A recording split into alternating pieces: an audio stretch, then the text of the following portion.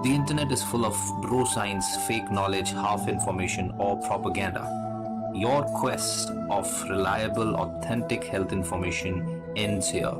So subscribe this channel and hit the bell icon, and you never have to go anywhere else ever again. नमस्कार, आदाब, सत श्री अकाल। मैं हूं doctor Paramjit. आप देख रहे हैं doctor education. Today we are going to talk about growth disorders. What is this growth disorder?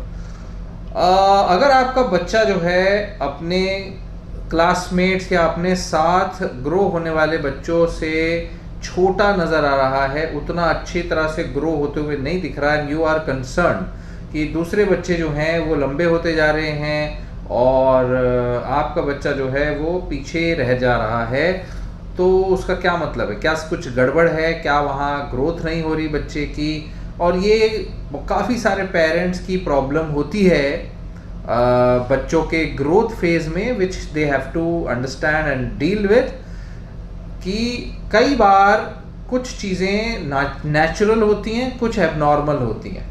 जब हम बात करते हैं फेलियर टू गेन हाइट और वेट इन यंग चिल्ड्रन, या शॉर्ट स्टेचर की, या डिलेड सेक्सुअल डेवलपमेंट की, तो ये सारी चीज़ें ग्रोथ डिसऑर्डर में आती हैं।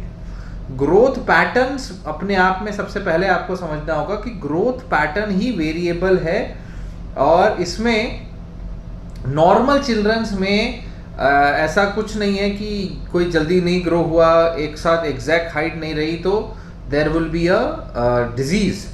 There is something called as constitutional growth delay. मतलब जो बच्चे अपने एज के लिए स्मॉल लग रहे हैं बट जो नॉर्मल है, जो ग्रोथ के लिए नॉर्मल है, that is called constitutional growth delay. इसका मतलब क्या है? They have a delay in the bone age, क्योंकि अल्टीमेटली आपकी हाइट बढ़ती है आपकी हड्डियों से, हड्डियाँ बढ़ती हैं तो हाइट बढ़ती हैं। मतलब कि उनके अंदर उनका जो स्केलेटल सिस्टम है वो थोड़ा यंगर है age compare to others. Bone age जो है वो आपके एक्सरे से, आपके हैंड के, आपके रिस्ट के और दूसरे सेम एज के बच्चों के एक्सरे से कंपेयर करके निकाली जाती है। यहाँ पर इनको कोई ग्रोथ डिसऑर्डर नहीं है, इनके अंदर कोई साइन एंड सिम्टम नहीं है ग्रोथ डिसऑर्डर का। कॉन्स्टिट्यूशनल ग्रोथ डिले में they will reach their puberty थोड़ा later age compare to their peers. उनके जो दोस्त लोग हैं उनसे थोड़ा लेट होंगे, उनका सेक्सुअल डेवलपमेंट थोड़ा लेट होगा, प्यूबर्टल ग्रोथ स्पर्ट थोड़ा लेट होगा, बट वो एक एडल्ट हाइट तक अपने पहुंचेंगे, एडल्ट ग्रोथ तक पहुंचेंगे मगर वो दूसरे से कंपैरिजन में ज्यादा उम्र तक ग्रो होते रहेंगे। That is just a growth delay, not a growth reduction. Growth disorder नहीं है, शॉर्ट स्टेचर नहीं है। So this is a constitutional growth delay. इसमें जेनेटिक मैटर करता है, that is we can also call them as late bloomer. So इसमें क्या होता है, एक या दोनों पेरेंट्स कभी कभी उनकी हिस्ट्री होती है लेट ब्लूमर्स की, कि इनकी दाढ़ी बहुत लेट आई, या बच्चे की हाइट बहुत लेट ग्रो हुई, या what ever you call the markers.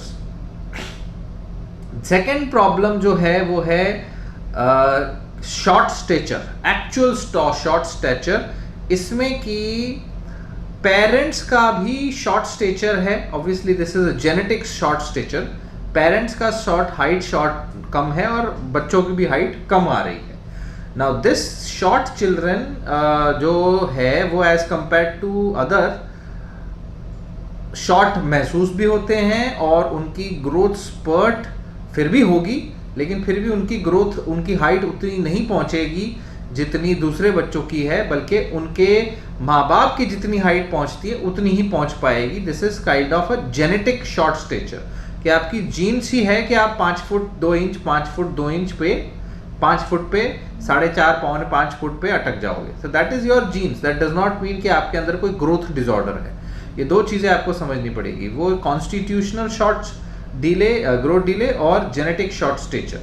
दोनों चीज़ें जो है बच्चों को सिर्फ समझाना है, रीअश्योरेंस चाहिए, कोई बीमारी नहीं है, कोई मेंटल प्रॉब्लम नहीं है, कोई हेल्थ थ्रेट नहीं है, कोई ट्रीटमेंट की आवश्यकता नहीं है, राइट। अब आप अगर अपने दूसरे बच्चों से शॉर्ट हैं तब आप थोड़े से अपने अंदर जिज्ञासा पैदा कर सकते हैं। You might be feeling low, so you need reassurance.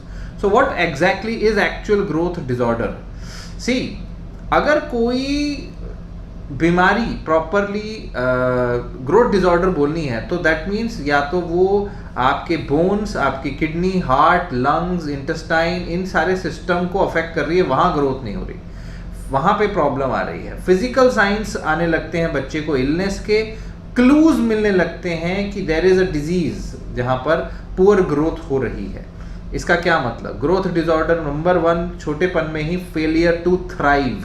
Failure to thrive अपने आप में एक ग्रोथ डिसऑर्डर जैसा नहीं है, लेकिन ये एक अंडरलाइंग डिजीज है जिसके वजह से ग्रोथ डिसऑर्डर हो सकता है। This is a sign of energy, right. ये न्यू बॉर्न्स में होते हैं, नया नया बच्चा पैदा हुआ है, फेलियर टू थ्राइव है, उसके ऊपर एक डिफरेंट वीडियो होगा हमारा। फेलियर टू थ्राइव मतलब बच्चा जो है, इन्फेंट है, ये जब पैदा हुआ तब उतना ही उसका एक्सपेक्टेड वेट और उसके साथ साथ जो ग्रोथ होना था वो वेट गेन और ग्रोथ जो है वो इट्स वेरी लोअर और स्लोअर देन एक्सपेक्टेड। ये हो सकता है इनएडिक्वेट न्यूट्रिशन, कम न्यूट्रिशन के वजह से या फीडिंग प्रॉब्लम के वजह से। ज़्यादातर ऐसी प्रॉब्लम्स 3 साल के अंदर अंदर ही आती है और इसका कई सारे कॉमन कॉरेंट्स और भी हो सकते हैं, जैसे इन्फेक्शन, डाइजेस्टिव प्रॉब्लम, बच्चे को निग्लेक्ट किया जा रहा है, फलाना फलाना।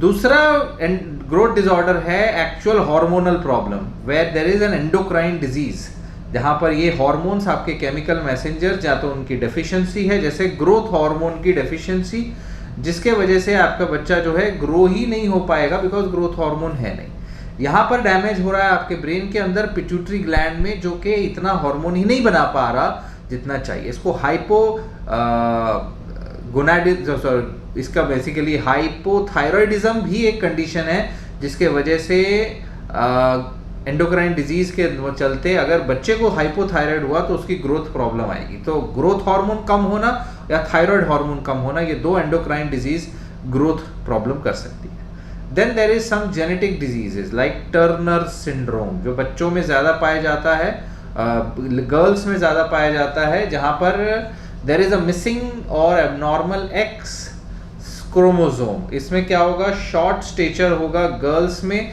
Turner syndrome usually don't undergo normal sexual development because उनके अंदर जो सेक्सुअल ऑर्गन्स हैं, उनके ओवरीज जो है मैच्योर ही नहीं होते उतने, तो गर्ल्स के अंदर ही होता है ये Turner syndrome. Well, it's a genetic disorder. So इस प्रकार के होते हैं जेनेटिक ग्रोथ डिसऑर्डर्स।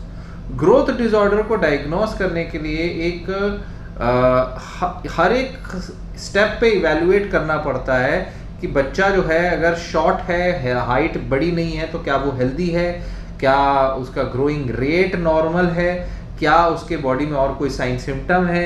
उसके लिए एक पीडियाट्रिशियन या एक एंडोक्राइनोलॉजिस्ट उसके साइंस देखेंगे, उसकी ग्रोथ मॉनिटर करेंगे, हाइट वेट चेक करेंगे, उसके साथ ज़रूरत पड़ी तो ब्लड टेस्ट करेंगे, MRI स्कैन करेंगे, बोन स्कैन, बोन एज करेंगे, एक या फिर MRI पिट्यूटरी के लिए किया जा सकता है, हार्मोन्स के लिए टेस्ट किया जा सकता है, बोन्स चेक की जा सकती है, those things, and ultimately they will compare and tell you कि हाँ it looks like a growth disorder.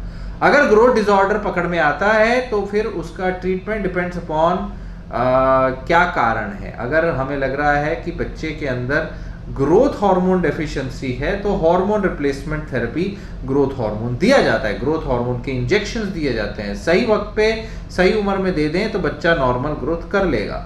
Second, hypothyroid है तो फिर थायराइड हार्मोन रिप्लेसमेंट की गोलियां दे दी जाती हैं, जैसे बड़ों को देते हैं, बच्चा वापस ग्रोथ करने लगेगा।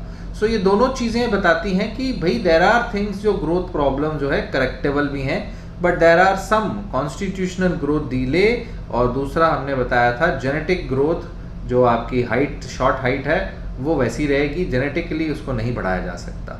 सो ग्रोथ डिसऑर्डर के बारे में इतनी जानकारी बेसिक सभी को होनी चाहिए, आने वाले पेरेंट्स को, हो चुके पेरेंट्स को, अभी चल रहे पेरेंट्स को और बच्चों को।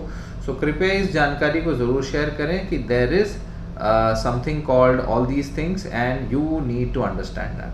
So I hope the concept of growth disorder is clear and later we might go into the depths of any of these diseases. Thank you so much.